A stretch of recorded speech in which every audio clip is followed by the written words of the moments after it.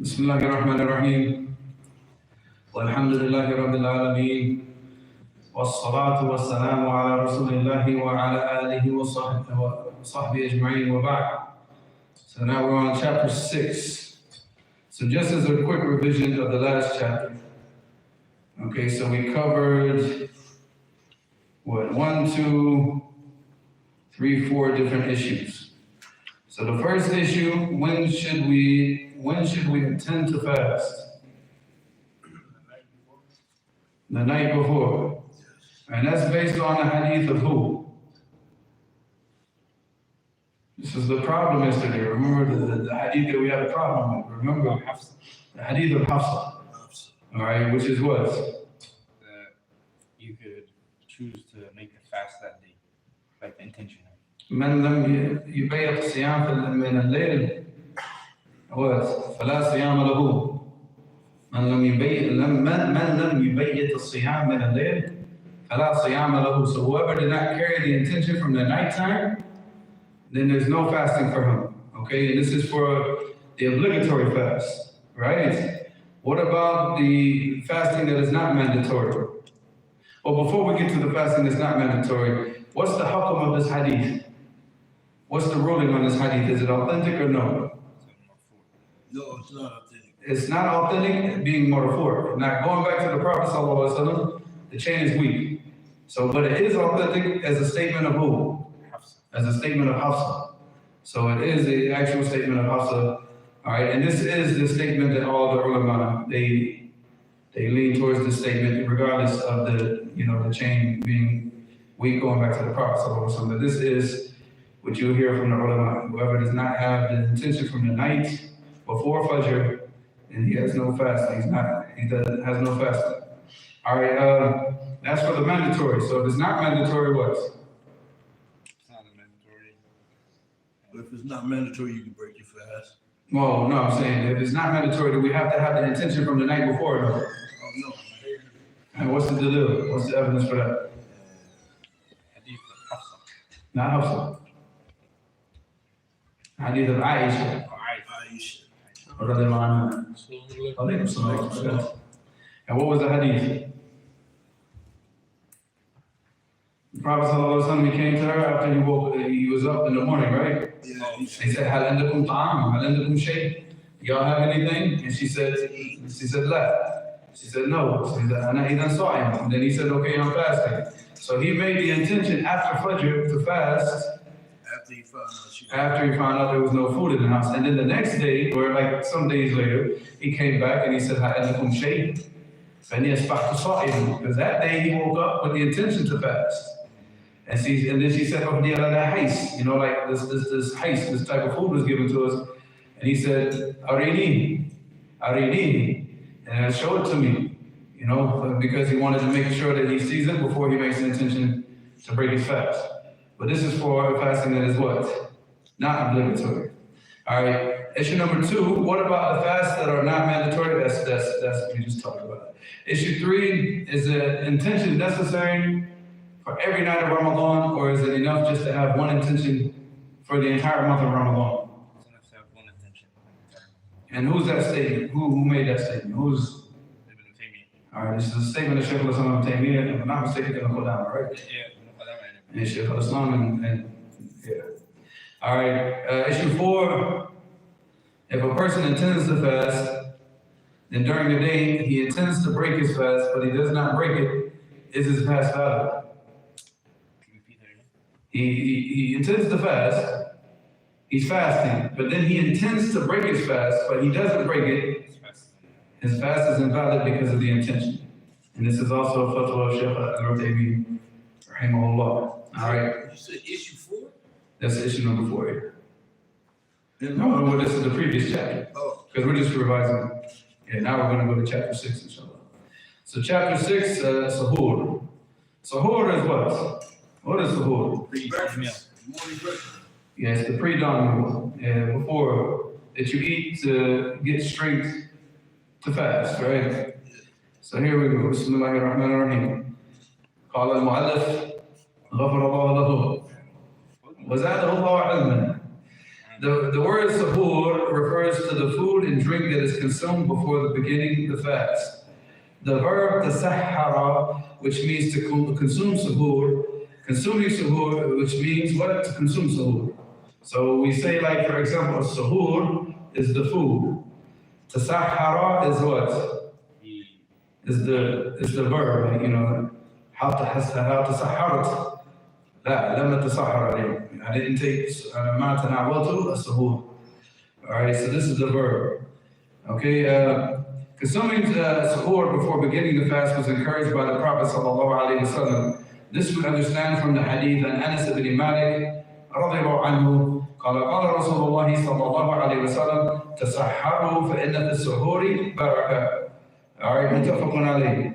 So Anas ibn Malik, he reported that the Prophet ﷺ said, or the Messenger of Allah ﷺ said, he said, Tasahharu. It means take what? Suhoor. فَإِنَّ فِي السُّحُور. So for verily in suhoor, there is what?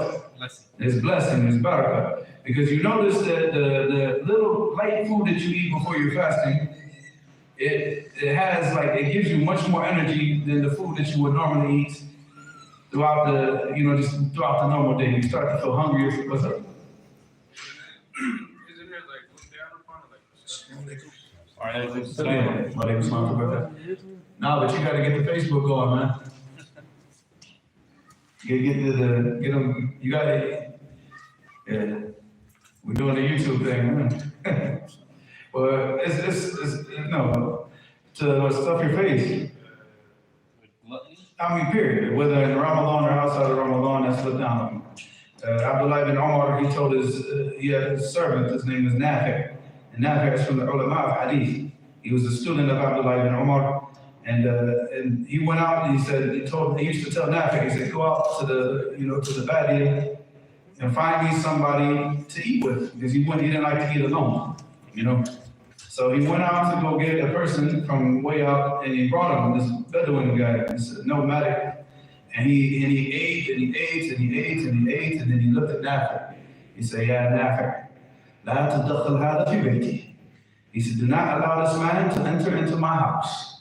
فإن الرسول صلى الله عليه وسلم قال إن المؤمن يأكل من الإيش معا واحد. Yeah, he's from one intestine.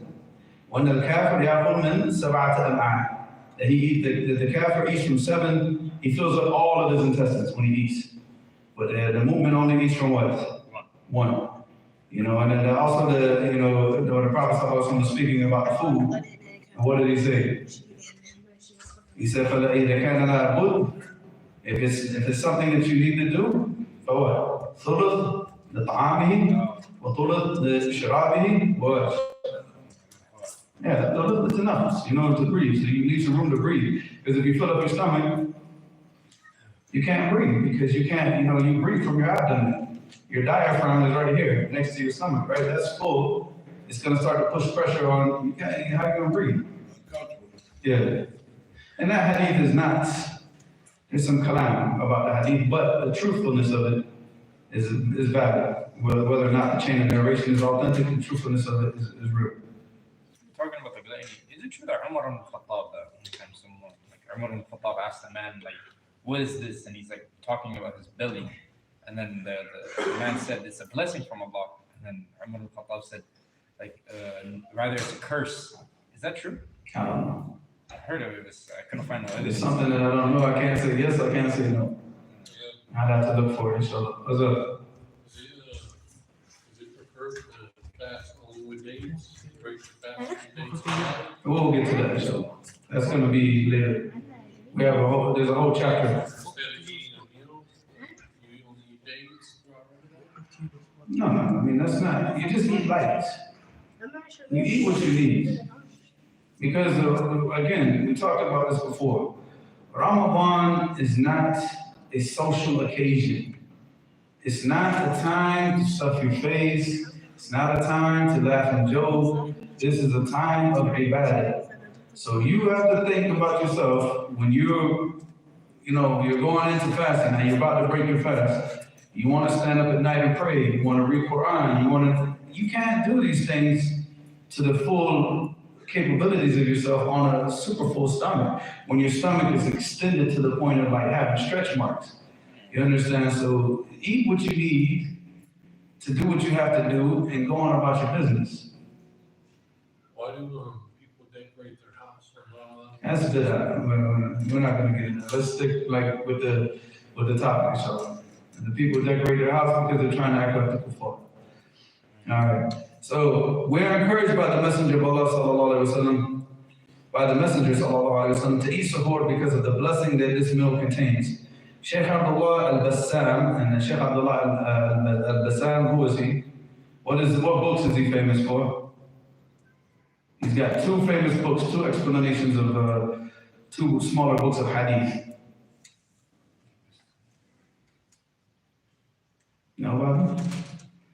He's got an explanation of Umdat al-Ahkam, which is Taysir al-Alam, Sharh Umdat al-Ahkam, and he's got an explanation of Bulugh al-Maram, which is Tawdih al-Ahkam, and Sharh Bulugh al-Maram, which is one of the best shuruh, although he took a lot from Amir al-Sanani. So if you read the Subul al-Salam from Amir al-Sanani, and you read Sheikh al-Bassam's Sharh Bulugh al-Maram, but he extended it because what he used to do, the way that he did his explanations is beautiful, but you guys will never know because you can't read Arabic, all right? But he used to he takes the word of the hadith and he breaks it down word by word. He explains all the words, you know, like the strange words in the Arabic language. Then he gives you the complete meaning, and then he gives you all the different masail. But like all the stuff that he deals with, like, you know, the hukum of the hadith, you know, the hadith sahih is not a sahih. Most of that he took out of Subul al-Salam. You see, like the majority of that, once he gets into the issues and what's the correct opinion, he generally takes that from Suhur al-Salam. It's a very, very good book. It's called Tawdih al-Ahkam, Sharh Bulugh al-Maram. It's like 3 large volumes like that. Oh, I miss it. It's in Jacksonville. Allah, you don't do kutubi later. Raddan Saniyan. Tawdih al-Ahkam. And you'll find it. You type it in Google, it'll come up, inshallah. So he said, Sheikh Abdullah al-Bassam explained in his explanation of Bulugh al-Maram, which is Tawdih al-Ahkam, that the blessing of suhoor includes the benefit of strengthening a person for the fast he is going to undertake. This is contrary to the person who fasts without eating suhoor. He is lazy and tired throughout the day. That's because we need energy throughout the day. The daytime, what should we be busy doing? But more specifically, what is the one, I mean, other than the praying and the fasting that we're doing, we should be busy reading the Quran throughout the day, trying to read as much as we can. You know, for the weak people, you try to read at least a juz a day. For the people that have ulu al-himma, you try to read 10 or more juz a day. For the awsat, you read 5 juz, try to finish the Quran at least 5 times throughout Ramadan. That should be your day. You cannot read 100 pages of the Quran and you did not take suhoor. You're going to be worn out. So to have the energy to do these types of things, you have to, you know, follow the sunnah in this regard. You know, have that, make sure that you focus on getting the fluids out of your body more than the foods. Most people focus on the food, right? That hunger that you're feeling is really what? Food. It's dehydration. Get the fluids in your body first. So that's why when you break your fast, you should, 2 to 3 days, break your fast for 3 days, drink some water, get some water in your system, let your body be hydrated again, eat later on. Eat a small meal later once you're hydrated. But you start going and you're dehydrated, stuff in your face, that's gonna damage you. You're gonna come out of Ramadan worse than when you went in, your health. So he said another benefit of suhoor is that it distinguishes our manner of fasting from the manner of fasting of the people of the book. This came in a hadith in Sahih Muslim, and Amr ibn al-As radiyallahu anhuma. Anna Rasulullah sallallahu alaihi wasallam qala فصل بين صيامنا وصيام أهل الكتاب أكلت السحر. So رواه Muslim. So the thing that was like distinguished between our fasting and the fasting of the people of the book from before is what? Is that we delay our fasts, and they would haste their fast. I mean, their suhoor. And they didn't. Well, here it says the difference between our observance of fasting and their observance is what? Is the suhoor. Iftar, suhoor, and rice that we have on our big fast. Yeah, because the thing about the iftar is that we're quick. As soon as the sun goes down, what? We break it. But then the people of the past, what do? They wait till the stars, until they can see the stars in the sky, and then break the fast. Yeah, I know that. I'm not trying to get strikes on YouTube right now. Trying to get us in trouble. Sadness channel, man. Oh, then never mind. If it's Sajid, then. All right, so you got it. So that's the benefit. What's the benefit of taking the suhoor? Number one, the first benefit is what? Well, of course, following the sunnah, but what did the Prophet ﷺ say in the hadith? Tasaharu fa inna fi suhoori what? Barakah. So we're trying to get the blessing of that food because Allah subhanahu wa ta'ala puts blessing in that food. So when we eat that food, it gives us more energy than the food that we're going to eat out at that time. Okay? And then this is in the mornings in general. You know, where the Prophet ﷺ made dua for the ummah. Well, what did he say about the mornings? Allahumma barik li ummati fi ish.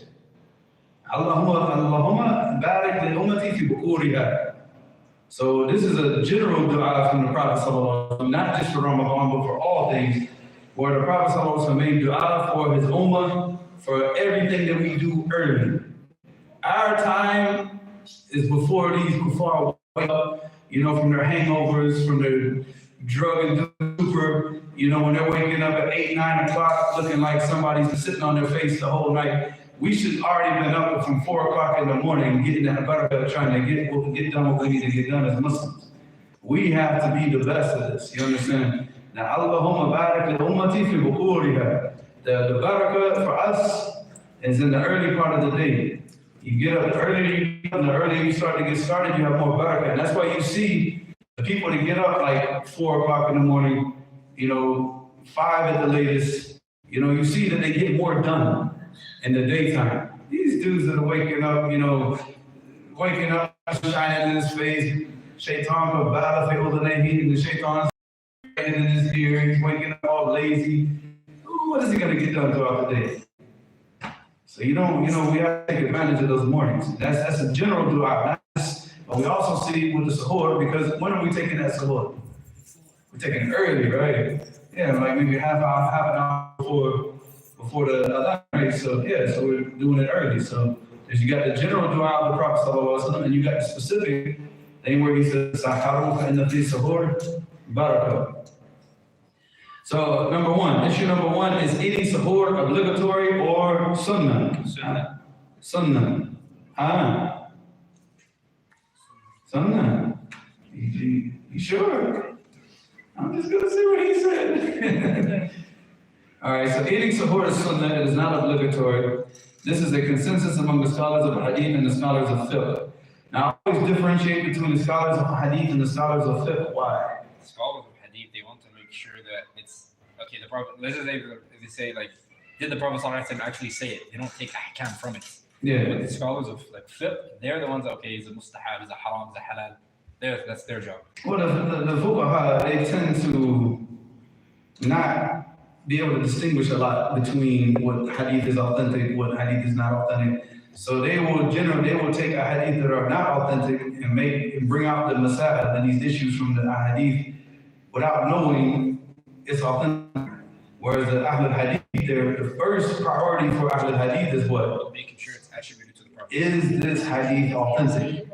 Now that we know that the hadith is authentic, now we're going to look at what issues we're going to take from the hadith. So there's a big difference, and that's why you see all these differences of opinion between Ahlul Hadith and Ahlul Fiqh. Ahlul Fiqh is a little bit, broader, like they, and Ahlul Hadith is more like, no, this is the way we're going to do it, because that hadith is not authentic. So you're going to see that throughout this book and every book I write. I always say, this is the opinion of Ahlul Hadith. This is the opinion of the people of Hadith, and that's what I'm referring to. What's up? Who should we incline more towards? Ahlul Hadith. That's what Imam Ahmed said, right? What did he say? When he was talking about the Ta'ifatul Mansura, he said, فَإِنْ لَمْ يَكُنْ أَهْلُ الْحَدِيثِ مَا أَدْرِ مَنْهُمْ. If they're not the people of Hadith, then I don't know who these people are. And these are the people that, that Ta'ifa that's going to remain on the truth. He said, if they're not Ahlul Hadith, I don't know who they are. So, I mean, that's what we go with. Not saying that we don't go back and look at the opinions of the fuqaha. We do, but you also have to go back, and that's why you take them together. You look at them together, because the hadith is authentic. Yeah, I'm going to go and see what they said about it. I want to look at the opinion of Ahl Hadith, and I want to look at the opinion of the people of fiqh. But if I'm up in the air about which one I'm going to take, and I don't have time to research and everything, what am I going to take? I'm going to take from Ahl Hadith. Yeah, because they generally, that's my experience, they hit the target. They hit the target. Like, look at it. Here's an example, right? Blood. You cut your hands. You get blood on your clothes. Najis or not najis? Not najis. According to Ahl al-Fiqh, what? It's najis if it's a large amount, not najis if it's a small amount. Does that make sense to you? So Imam Bukhari refuted this in his Sahih, in the Kitab al-Tahara in Sahih Bukhari, where he brought all the different narrations of the Sahaba praying in warfare with arrows, and and you can go check these narrations in Bukhari. He refuted them. He said, "How is it najis?" And they used to pray with blood covering their clothes. See, so but this is what the fuqaha do. So they start to make conditions on certain things, like for example, the issue of a woman who's menstruating. Is she allowed to touch the mushaf and read the Quran? What should you do? He used a hadith like what Prophet said, لا يمسكه إلا طاهر. I have this one. Let's go back to Ali. That's not authentic. Now the ayah from the Quran was about the Tahir. Yeah, and who is that referring to? They use that ayah as evidence that nobody who's on the state of Tahara can touch the Mus'haf, but that is referring to the Malaika, the angels, and that's not referring to the Quran like this. There's no dalil that prevents a woman who's on her period from touching the Mus'haf. So nothing. You go, bring your dalil. You can't. You're not going to find it. So now the fuqaha that understand this issue, and I'll give you an example, Shaykh Al-Uthaymeen, rahimahullah, because alhamdulillah, Shaykh Al-Uthaymeen, he had a love and passion for hadith. But he also, he still had he grew up with this, the madhab of Hanbali. So what did he say about this opinion? He said she can touch the mushaf and read the mushaf if she does what? If she wears gloves on. And then the people of hadith will say to the Shaykh, Allah, you better click that, Shaykh. Where's the dalil for that? Where's your evidence now that she could wear gloves? Where did you get this stipulation from?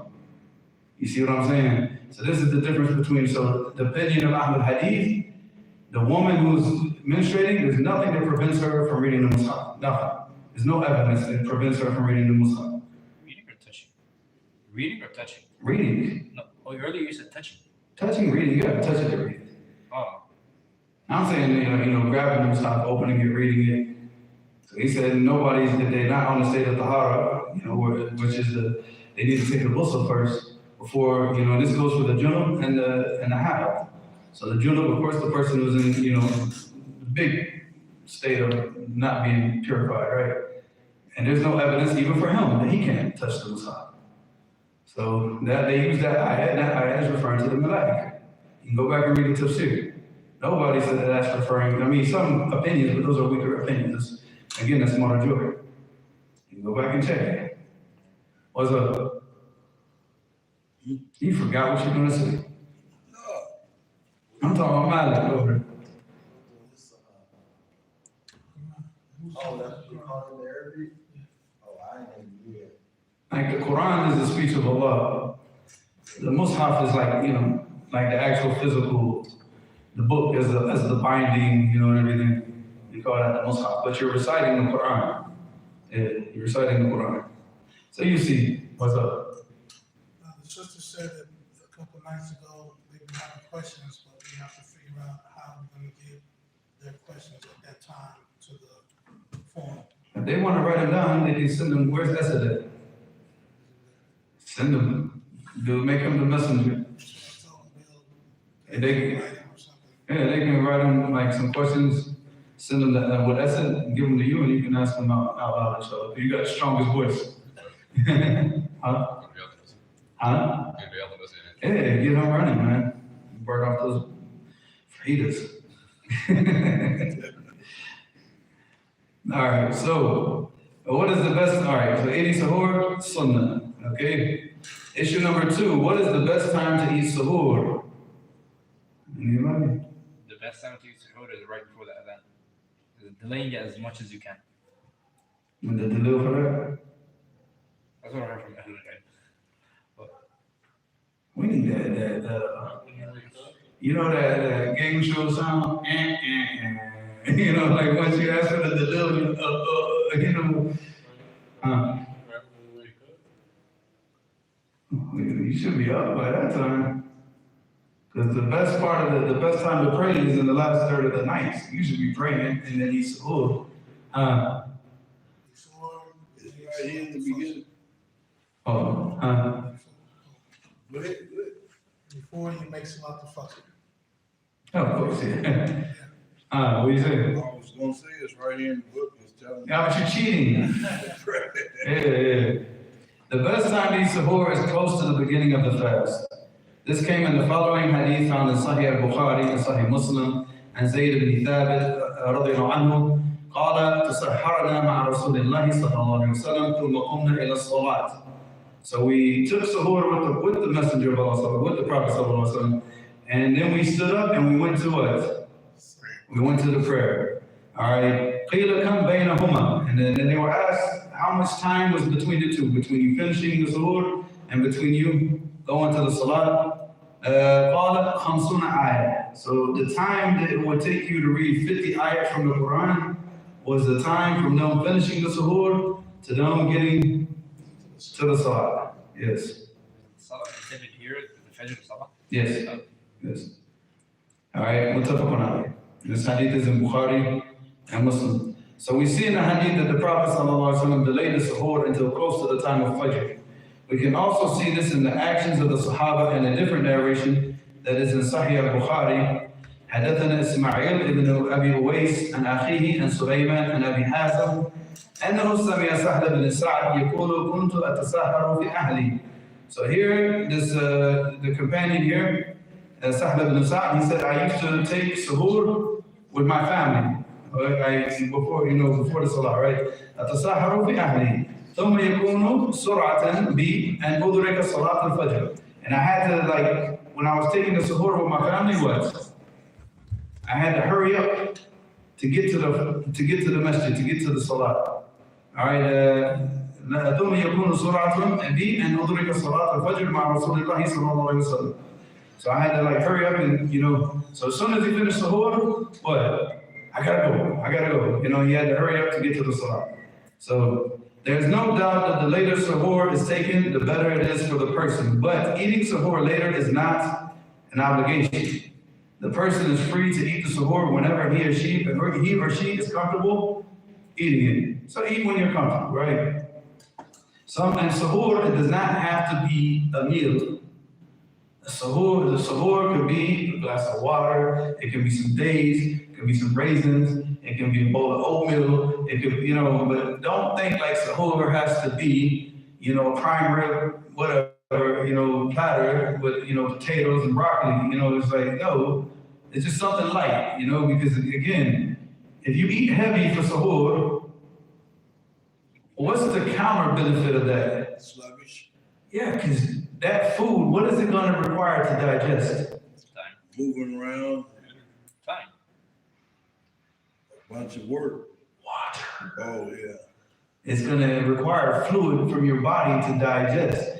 So you're eating a whole bunch. You're not drinking water throughout the day. The body's using all the water, the fluid in your system to digest this food. And now by the time you hit 12 o'clock in the afternoon, what you look like? Exactly, pant like a dog, right? And tahmil alayhi yalhad, man tatruku yalhad. The ayat about the dog, right? That's for sahib al-dunya. If you tell him get away, he just sits there and pants. If you leave him, he would. His sister Aaron pants, just like the Sahib al-Dunya. The example is for the Sahib al-Dunya, what? What is the meaning of this ayah for the person who loves the dunya? If you tell them don't do this, They do it. they do it anyways. And if you leave them, he's gonna do it They anyways. do it anyway. Uh-oh. So the purpose of it is, Is that? Yeah, I think the battery. Huh? You got some more? Should be right here. Oh, go ahead. the purpose is what? No, I'm saying that the meaning of that ayah is in reference to the person of the dunya. Is that no matter what you do, whether you Whether you tell advise him or not, he's just gonna continue doing exactly what he's doing. Just like the dog. If you left him, hey, my son. If you left him, he's gonna pant. If you throw a stone at him or try to get him, he's gonna pant. So, is in whatever state, he's gonna remain in the same state. All right. So we see in the hadith. Did we read this? All right, we finished the hadith, right? The Sahaba, right? All right, there's no doubt that the later suhoor is taken, the better it is for the person. But eating suhoor later is not an obligation. The person is free to, yeah, we finished that. To eat suhoor whenever he or she is comfortable eating it. Issue number 3. What should I eat for suhoor? Can they hear me back there? my wife's down there. Oh, downstairs. She downstairs. They can hear back there, but not. Oh, no. Well, we're good to go now. Issue number 3. What should I eat for suhoor? What? Is there anything specified that you know from the Quran and the Sunnah? Well, Not specific. yeah. Like, Whatever you want. Dates and water. it's You not, can eat whatever you want. He says lights, he says dates and water, he says dates and water. What else? Huh? Pizza? You said pizza? He's talking. Hey, I man. haven't told say pizza. You haven't fasted Ramadan yet, have you? This is gonna be your first Ramadan. You do pizza. Let us know how it worked for you. We've tried it before. How was it when you tried to fast the next day after eating pizza? You're like, never again. Never again. You wait for Eid for that. All right, so what should I eat for suhoor? There's nothing specific a person should eat for suhoor. Suhoor could be as little as a glass of water before the adhan is called to anything resembling a full meal. Not a full, from here to here, it's up to you. Whatever you feel that you need, but keep in mind, the water. This is up to the person and what the person feels he needs to eat or drink in order to be strong for the fast. However, it is not encouraged to eat a heavy meal that will weigh you down throughout the day because you want to be active to worship Allah. If you eat a heavy meal, you'll be lazy and heavy throughout the day. Moreover, heavier meals require more liquids to assist the food's assimilation. You will end up becoming thirstier and thirstier throughout the day. Eat light foods that digest easily. That's it. It's very simple. Eat chia seeds. Yeah, chia seeds, man. I haven't tried that. We should try that this year. You take the chia seeds, right, and you put them in water, and they soak up all the water, and you drink it. Now check this out. The seeds, as they're digesting, they're giving you water throughout the day. That's why the people who run these ultra marathons and stuff, they use chia seeds. They drink this drink. so they don't And it keeps you hydrated, yeah. So it's interesting. Maybe we should try this year, huh? At least once. Let's see if it works. Chia seeds. You know chia seeds? Yeah. Hey, you put them in water and they swell up, and you can mix it with honey, lemon, and you drink it.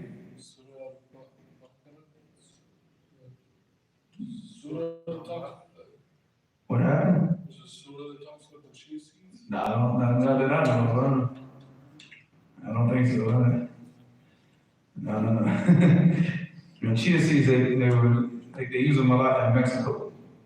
There's a tribe that got famous for using them, like drinking this drink, and they used to run like long distances. What do they call it? Tara Homara or something like that. No, it's a tribe. They run like 100 miles. Yeah, no, it's a Tara Homara or something like that. I don't know. Check it out, show.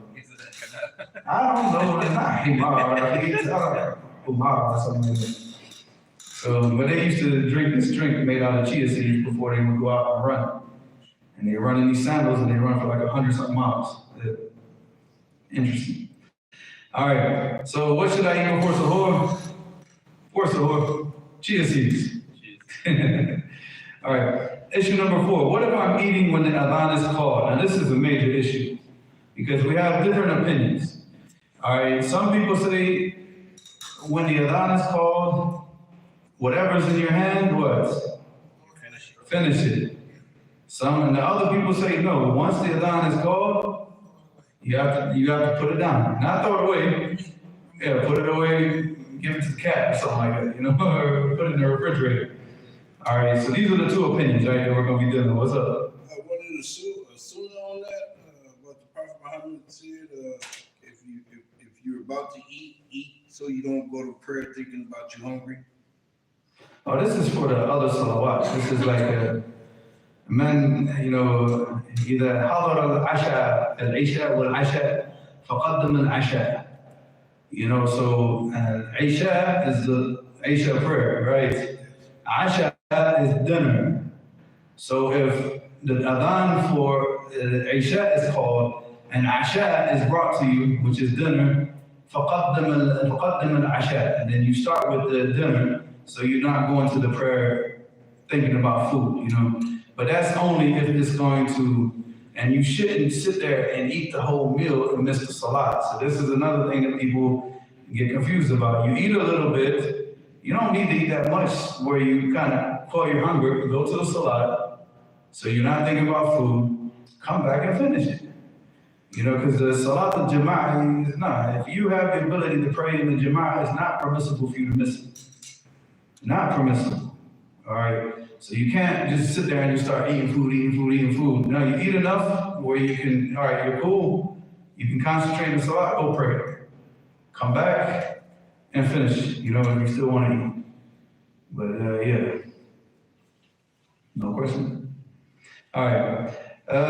So what if I'm eating when the adhan is called? So let's see what this issue is. شيء انا عارفه من مكه اسره ابو الحسنين شيء انا عارفه من المره اللي كنت اكل هذا خبز او شيء بعد الاذان اذن حق الفجر هم قالوا انا كنت اسال واحد منهم هل اكمل ولا ايش؟ هم قالوا الذي فمك بسبله والذي في يدك بسترك. He's saying when he was in Mecca, one of the brothers that's close to us, they were breaking their fast, and he said, he asked him, he said, the brother said, whatever's in your mouth, swallow it, whatever's in your hand, leave it. But we're going to see. We're going to see the evidence now, inshallah. If you're in the middle of eating when the adhan is called, you stop eating. I didn't waste any time with that, did I? No, there's no diplomacy here. You stop eating. This is clearly stated in the ayah in Surah Al-Baqarah. أُحِلَّ لَكُمْ لَيْلَةُ الصِّيَامِ رَفَثُوا إِلَى نِسَائِكُمْ. So it's been made permissible for you at the night of fasting what? To partake in relations with your wives, right? هُنَّ لِبَاسٌ لَكُمْ وَأَنْتُمْ لِبَاسٌ لَهُمْ. They're like a cloak for you and you're like a cloak for them, that you comfort each other, right? عَلِمَ اللَّهُ أَنَّكُمْ كُنْتُمْ تَخْتَانُونَ. And we talked about this ayah before, right? This ayah was sent down for like, what was the hadith that we spoke about previously, way back, I think last week. What was the origins of fasting? Oh, That it wasn't they mandatory. ate and drank and didn't have relationship with their wives during Ramadan. No, but when did the fasting start? You mean what year? No. Like right now. They meet the night before. No. We're talking about last week. This is previous. So like right now they call the adhan for Maghrib. We break our fast. Now I can eat and drink until, this is the beginning of fasting, when fasting was first prescribed in the month of Ramadan. I can eat and drink until one of two things. Either one, I fall asleep. Two, I pray Salat al-Isha, and they used to make Salat al-Isha later. So once you prayed the final Salat al-Isha, you started fasting. So whichever one happened, and so one of the Sahaba, it was his turn to work in the field that day, and he was working. He came home and he told his wife, he wanted food. She said, I'll go out and look for some food for you. And what happened to him? He fell asleep when she was gone. He fell asleep, and then she came back with the food and she said, what? Yeah, Khaybatun lak. Khaybatun lak. It's all disappointment for you, homeboy. You know, you just like now you missed out. So then the next day he was working, and what happened? Collapsed. He collapsed and fainted in the heat. All right, tell you the show. We'll ask it at the end of the show. So he collapsed at the end, and then what? And then it was this, the Prophet ﷺ heard about this, and then this ayah was sent down to make things easy for them. So after this happened, they were given the entire night to do what?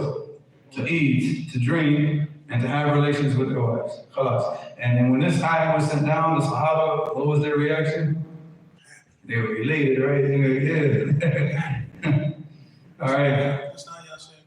Huh? That's not y'all. See, what's like? 187.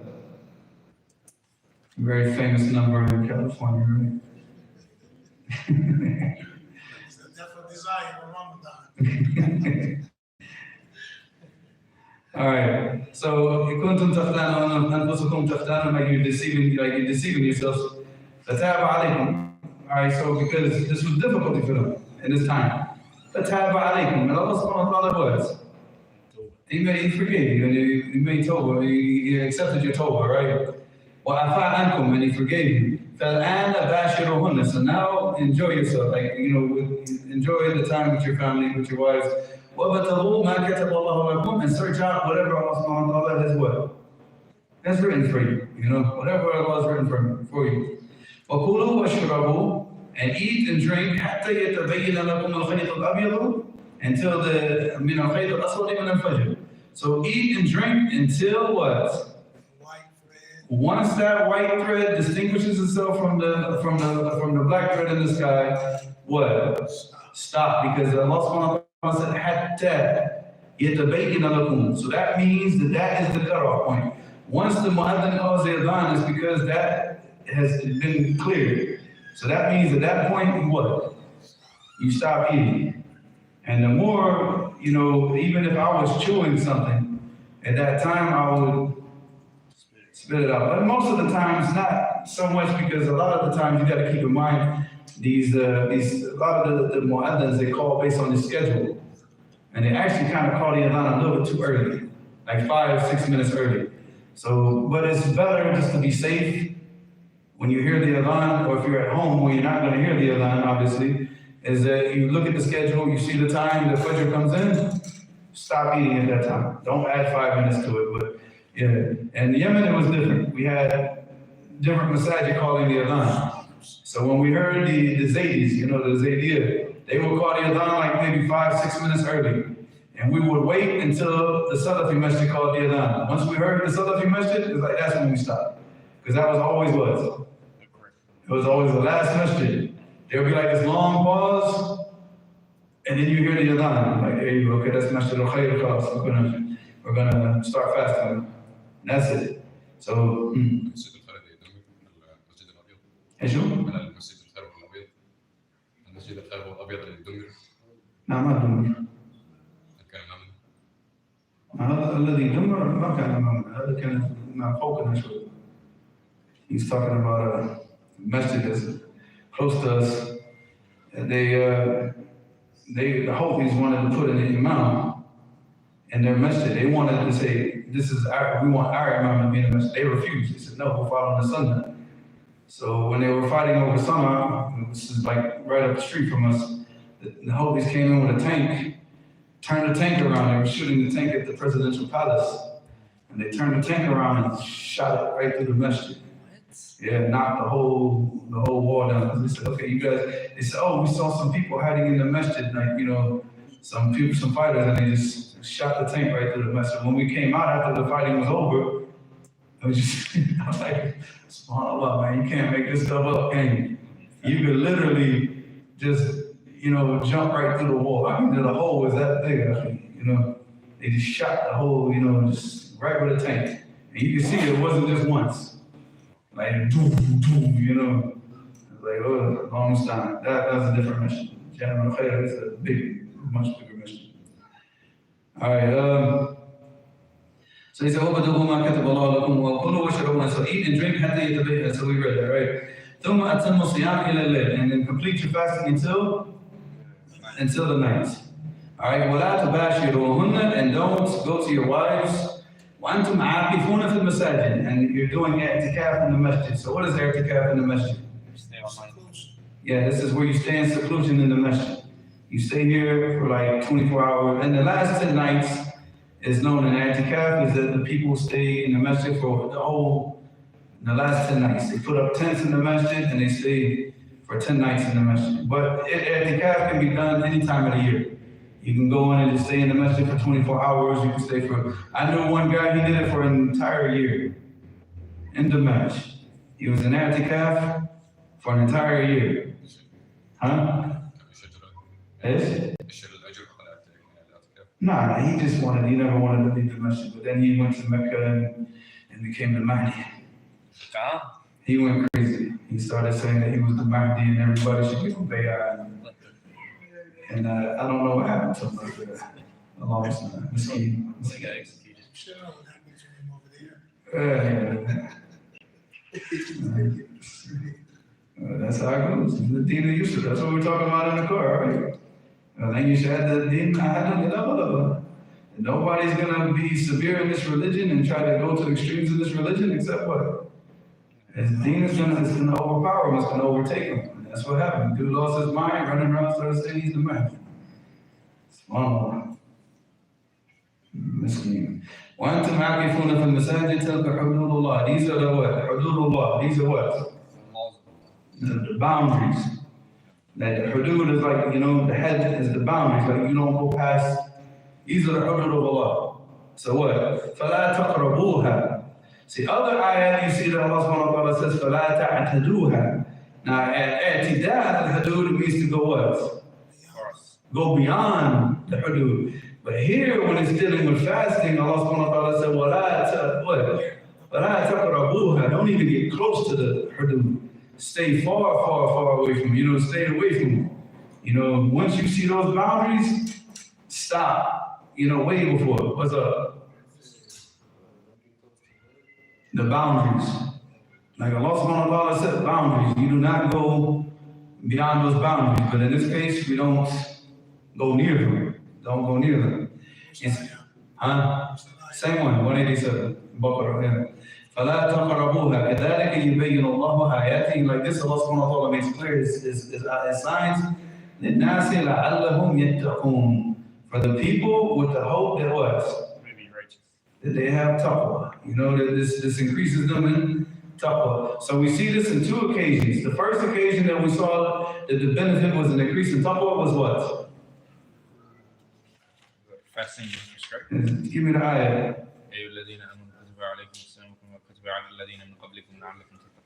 لَعَلَّكُمْ تَتَّقُونَ. So this is the benefit of fasting that we talked about last week. That the benefiting of fasting is to increase you in taqwa. And then the hadith where the Prophet ﷺ, we talked about this hadith, where the Prophet ﷺ said, رَبِّ مَا أَنْفِ. رَجُلٌ رَبِّ مَا أَنْفَ رَجُلٍ يعني دخل عليه رمضان ثم انسلخ قبل أن يغفر له. Alright, so this hadith where the Prophet ﷺ said, رَغِمَ أَنْفِ. رَغِمَ أَنْفِ in the Arabic language, it means لَصِقَ أَنْفَهُ بِالتُّرَابِ. I didn't explain this before, so I apologize. I now remember. Alright. It means لَصِقَ أَنْفَهُ بِالتُّرَابِ. Like, may his nose be stuck to the dirt. And this is like a dua that's used to do what? Curse. Yeah, like may he be disgraced. Because if your nose and your face is in the dirt, what does that say about you? Yeah, like, may you be humiliated, you'd be like humiliated and disgraced. So who is this person that the Prophet ﷺ made such a strong dua against? He said that the person who دخل عليه Ramadan, that the Ramadan, it entered, ثم انسلخ, and then it exited, and وقبل أن يغفر له, and before his sins were forgiven. So Ramadan came and went, and his sins were not forgiven. So he wasn't increased in taqwa, which means what? Did he benefit from Ramadan at all? No. How can like we talked about the 3 opportunities that you have in Ramadan to get all these sins forgiven. And what are those 3 opportunities? Number 1, what? All of these are the hadith of Abu Hurairah. And they're both in Bukhari and Muslim. All of these three hadiths are in Bukhari and Muslim. All of them reported by Abu Hurairah. Number one was, Fasting in the day. يا من صام رمضان إيمانا واحتسابا غفر له ما تقدم من ذنبه. Whoever fasts the month of Ramadan, iman, with iman واحتساب, seeking the reward with Allah subhanahu wa ta'ala, all of his sins, like all of his minor sins, of course, will be forgiven. What's the second one? Reading Quran. Standing up and praying at night. Standing up and praying throughout the whole month of Ramadan. من قام رمضان إيمانا واحتسابا غفر له ما تقدم من ذنبه. So whoever stands up all the nights of Ramadan, and his sins will be forgiven. Like if he does it with iman and ihtisab, seeking the reward with Allah subhanahu wa ta'ala. Third one was, oh come on. Oh come on. Y'all shouldn't even be thinking about this one. Man, qama Laylatul Qadr, imanan wa ihtisaban, غفر له ما تقدم من ذنبه. You got 3 chances to get all your sins forgiven. You know, and you can't do that. So yeah, man, like, you know, the whole point is taqwa. And we see that here. يبين الله آياته للناس لعلهم يتقون. You know, that inshallah that increases us in taqwa. So we can understand from this ayah that it is permissible to eat and drink until the time for Fajr becomes apparent to us. Once the time for Fajr becomes apparent, we stop eating and drinking. We stop eating and drinking whether we hear the adhan or not. Once we know that the time for Fajr has entered upon us, we stop eating and drinking. So you go outside and you look outside and you see that it's time for Fajr, but you haven't heard the muadhin call the adhan. What? If you know it's not right, خلاص. Yeah, it's game over. The muadhin is not the hajj here. The hajj is what? The time for Fajr. He's supposed to look out and see the time for Fajr and call the adhan when he sees it. But that's it. We don't go by the muadhin, we go by that. So we look outside and we check this. And so that's what I'm saying. If you don't have that ability to do it, then the schedule, just follow the schedule. You're going to be starting a little bit early, 5 minutes, 6 minutes early, but it's safer for you because, you know, we don't have, you know, here we're in the middle of a city. We don't have a way to just like go and, because the lights kind of mess up you being able to see the time for Fajr clearly. Mountains. If you're up in the mountains, You know what yeah. I'm saying? The mountains is stopping us from seeing the horizon. Oh, and yeah, because that's right. The sun here, it comes up over the mountains, so we can't see it anyways. We have to call the people in the mountains. Hey man, is it Fajr yet? All right. So we can also see this in the following, like once we know that the time for Fajr has entered upon us, we stop eating and drinking. We can also see this in the following hadith, and Ibn Umar رضي الله عنهما قال كان لرسول الله صلى الله عليه وسلم مؤذنان. So the Prophet صلى الله عليه وسلم had 2 muadhins. Who were the 2 muadhins? Bilal. And it was the blind man. What's his name? Ibn Ummi Maktoum, yes. All right, these are the 2 muadhins. Bilal Ibn Ummi Maktoum. All right, فقال رسول الله صلى الله عليه وسلم يا إن بلالا يؤذن بالليل. That Bilal, he calls the first adhan fil layl. And this is the adhan that you say what? No, this is not for, this is to warn.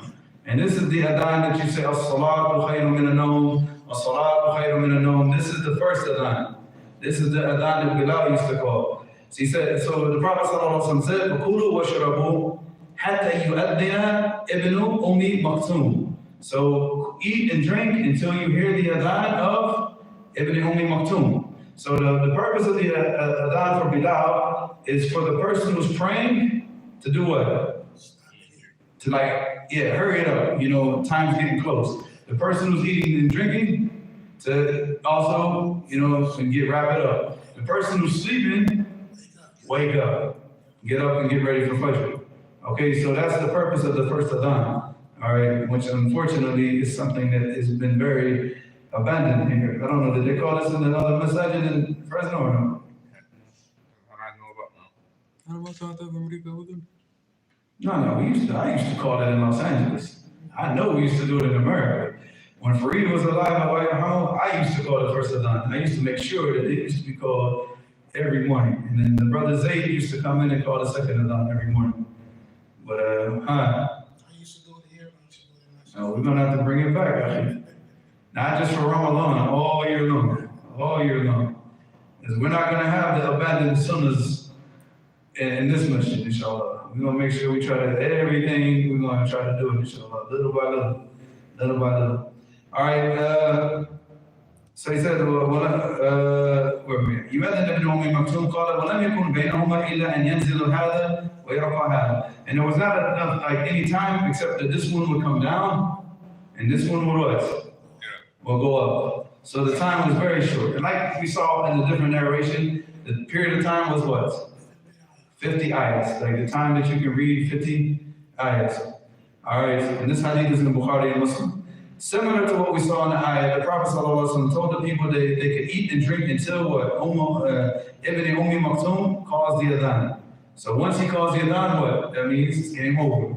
We understand from this hadith that once he begins calling the adhan, we can no longer eat and drink. Summary of the issues in this chapter. Sorry guys, we're going to finish it up now. All right, this is the last thing. Summary of the issues in this chapter. Number one, it is not obligatory to eat suhoor before Fajr, but is highly encouraged. 2, suhoor gives you strength for your fast. 3, the best time for suhoor is the closest time to Fajr. 4, a person can eat suhoor at any time he feels comfortable eating it. 5, there is nothing specific a person should eat or drink for suhoor. 6, suhoor could be a glass of water or an entire meal. It is up to the person, not pizza. But if you choose to do it, let us know how it went for you. We'll be eating dates and drinking some water, maybe some oatmeal. I love to eat oatmeal for like suhoor. Oatmeal's a good. Do you feel like you're starving when you eat pizza? Yeah, you're gonna feel like, yeah, watch. We'll see. You're gonna be calling up Hamza. Hamza, is there any excuse I can break my fast? I can start tomorrow. Please, I can't do this. The pizza's killing me, man. The longest time. Unless you're just gonna sleep all day. Yeah, you can do that. Like that's what some of the Saudi kids do. They stay up all night and they eat all night. And then they, even after Fajr, they don't go right to sleep. They stay up until like 7, 8 o'clock in the morning. They sleep and they wake up like maybe 1 hour before Maghrib. You're supposed to eat it, man. I don't think you can do that, could you? Huh? You can do it, but what are you going to benefit from the fasting? Nothing. Yeah. It's complete, yeah, foolishness. But they do it. He knows. They try to do it themselves. When they first started fasting when they were kids, they tried to do this early thing, to sleep all day, right? And they tried to sleep as much as they could. All right, so a person should eat light for suhoor. The time for eating and drinking stops at the entering of Fajr. Once that time is clear, a person has to stop eating and drinking. So that is the end of that chapter. Now, what is this question that this sister has sent up? Before you read it, would you tell them if they have another question, another time to send it up? You start reading that one? Yeah, if y'all have any more questions, you can send them up, inshallah. Where's Esed? Okay. Yeah, I think he's behind me. Well, no, they got like Obama, right? Obama's on there, right? Yeah, so he can bring them up.